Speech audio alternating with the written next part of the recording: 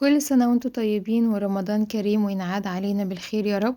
والنهاردة فطار جديد من فطار رمضان، فطار بسيط. هنعمل فراخ بطريقة جديدة هتعجبكم قوي. شايفين الفراخ لونها حلو ازاي، وكمان اللحمة من جوه مستوية ولونها تحفة من جوه، وكمان واخدة من بره لون جميل قوي. هنعملها مع البطاطس والخضار. شايفين البطاطس كمان مستوية ازاي ولونها حلو قوي، واخدة من المرقة بتاع الفراخ. شايفين تحفة. تعالوا مع بعض نشوف الفراخ دي عملناها ازاي والطريقة. بس قبل ما نبدأ الفيديو ما تنسوش اللايك والشير والاشتراك في القناة ونقول بسم الله. معايا هنا فراخ متقطعة بالشكل ده، دي عبارة عن وراك انا مقطعاها وغسلتها كويس قوي ونقعتها في الخل والملح والدقيق وشطفتها كويس قوي لحد ما بقت معايا نظيفة بالشكل ده. معايا هنا خضار متقطع عبارة عن بصلاية كبيرة متقطعة، قرن فلفل، طماطماية وقرن فلفل حامي ده اختياري. قطعت الخضار كله تقطيعة واحدة بالشكل ده. ومعايا حلة على النار هحط فيها كده معلقتين من الزيت، وهسيب الزيت يسخن كويس قوي. وبعد ما الزيت سخن معايا هبتدي انزل عليه بقطع الفراخ على نار عالية. انا مش عايزة الفراخ تنزل ميتها، هنزل الفراخ كده واديلها تشويحة مع الزيت لحد ما لون الفراخ يغير معايا وبقت معايا بالشكل ده. هضيف عليها رشة من الفلفل الاسود، وبرضو هديلها تقليبة بسيط مع الفلفل الاسود. انا مش عايزة الفراخ تتهري، يعني يا دوب تقليبة بسيطة كده مع الفلفل الاسود. وبعدين هنزل عليها بالخضار، الطماطم والبصل والفلفل الحامي، وهديلها برضو تقليبة بسيطة مع الخضار. وبعد ما ضفت عليها الخضار هبتدي اضيف عليها البهارات، عبارة عن ملح وبهارات فراخ وفلفل اسود وحبهان. هنزل بيها كده على الفراخ وهديلها تقليبة بسيطة. انا عايزة الفراخ تتغلف بالخضار والبهارات. وبعدين بعد ما اديتلها تقليبة كده مع الخضار والبهارات هدي عليها النار واسيبها على نار وسط. انا عايزاها تستوي نص سوا مش سوا كامل.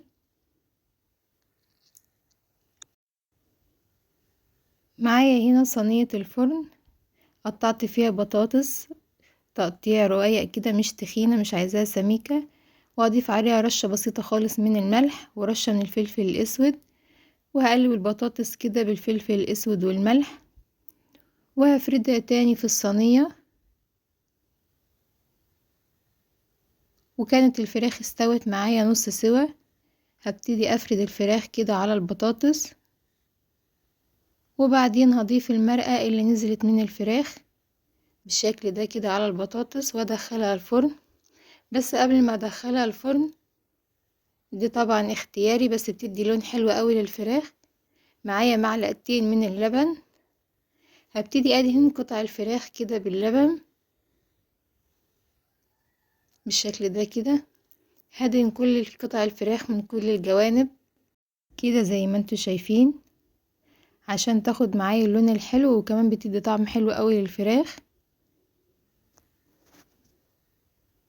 كده. بعد ما دهنت كل قطع الفراخ كده زي ما انتوا شايفين، هبتدي ادخلها الفرن على الرف الوسط على درجة حرارة وسط او يعني عالية بسيط. هتاخد تقريبا كده نص ساعة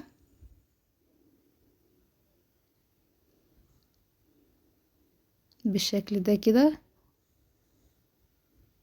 وكده بعد الفراخ ما طلعت معانا بقت قمر باللون ده كده، والبطاطس كمان واخدة لون حلو قوي، واخدة من طعم المرقة بتاع الفراخ، بيكون طعمها حلو قوي.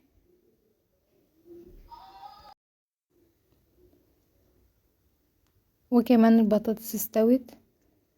وكده بعد ما غرفناها شايفين الفراخ طالعة معايا قمر ازاي ولونها تحفة، وكمان البطاطس مستوية واخدة من طعم الفراخ. وقدمناها مع الرز الابيض، وتقدروا تعملوا معاه رز بشعرية او رز حبة وحبة، بتبقى جميلة قوي. شايفين الفراخ ازاي مستوية ولحمها طري واخد لون حلو قوي من جوه ومن بره زي ما قلتلكوا. وكمان البطاطس بتاعتنا شكلها قمر ومستوية بالشكل ده. يا رب فيديو النهاردة يكون عجبكم وتكونوا استفدتوا منه، ولو عجبكم الفيديو ما تنسوش كومنت حلو وتدعوا دعوة حلوة، واشوفكم ان شاء الله في فيديو جديد، والسلام عليكم.